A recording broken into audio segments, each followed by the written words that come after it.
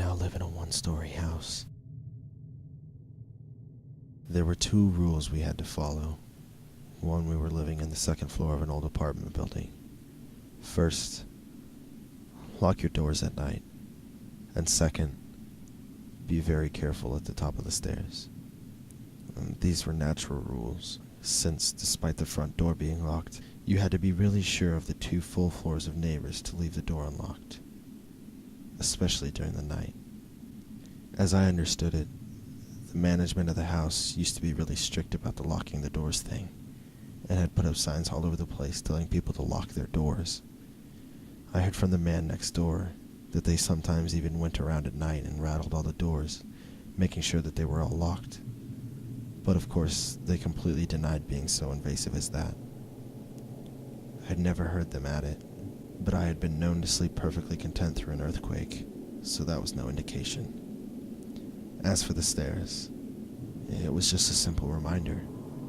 They were steep, slightly jerky stairs, and I heard there had even been a couple deaths from falling down them. It was good to remind people. Nothing wrong with that.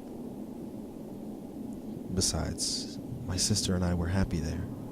Leanne had been fortunate enough to get the room directly across from mine, and we were old enough to actually enjoy each other's company, despite the traditional feud that comes between an older brother and his younger sister. To tell the truth, the feud still existed, but had become more of a cheerful rivalry than anything else.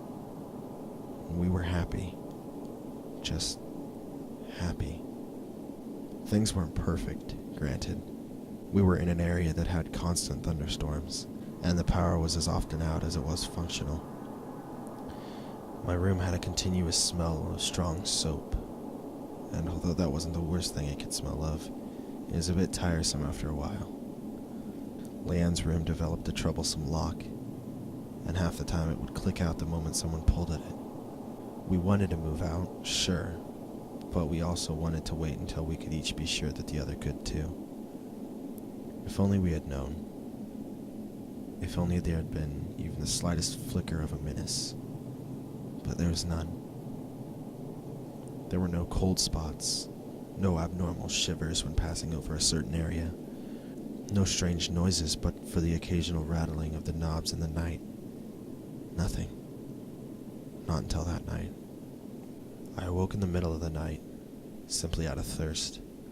I had tried my sink, obviously, but the power was out, so the pump wasn't running.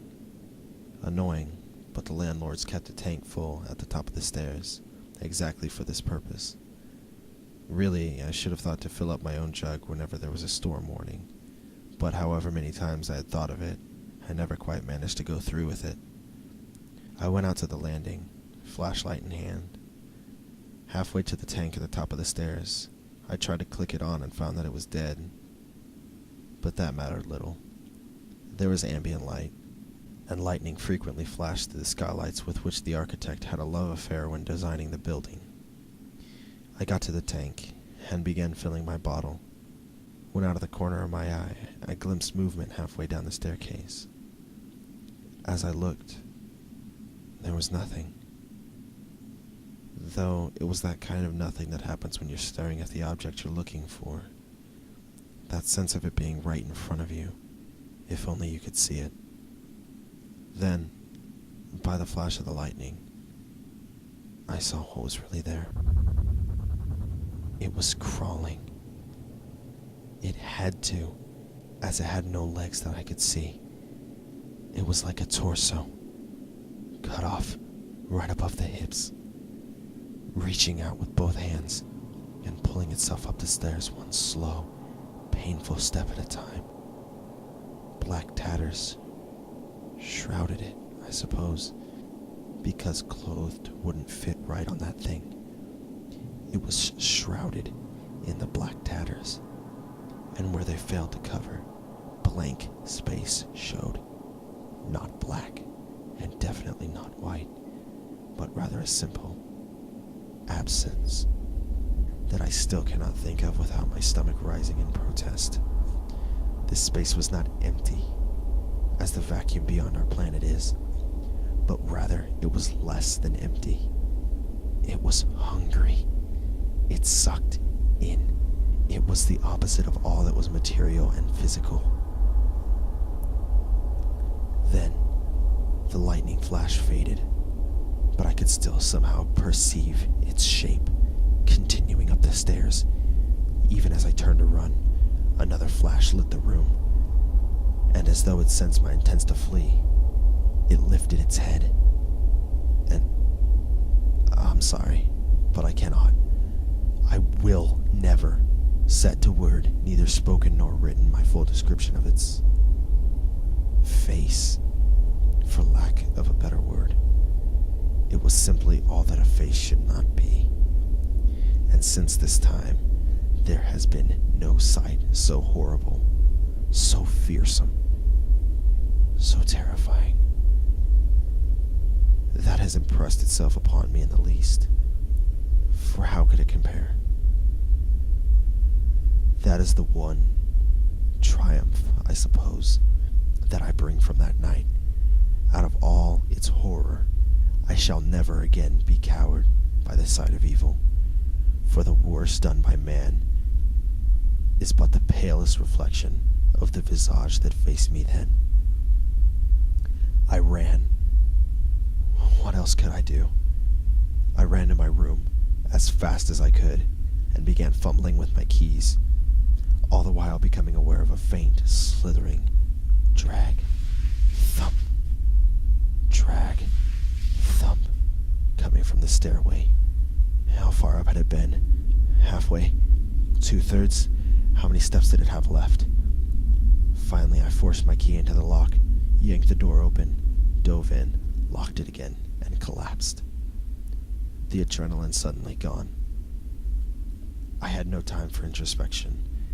However, as I suddenly realized that I could still hear the thing, now upon the landing, it was still crawling. I could hear the hand-over-hand slither of it as it came straight to my door. The handle moved. It rattled for a moment, then went still.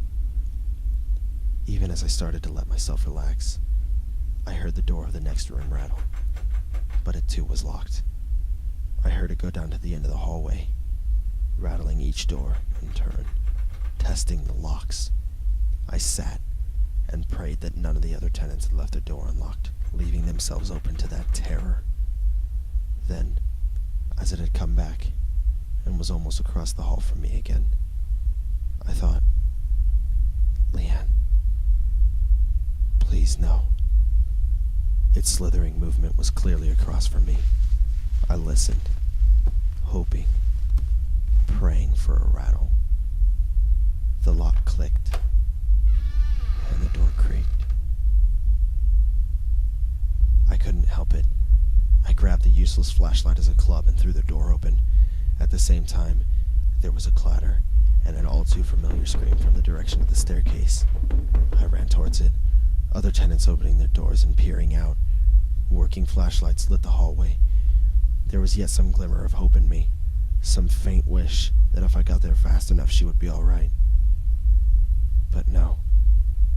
There, at the bottom, crumpled like a broken toy, the marks of hands fast fading from her ankles, was Leanne.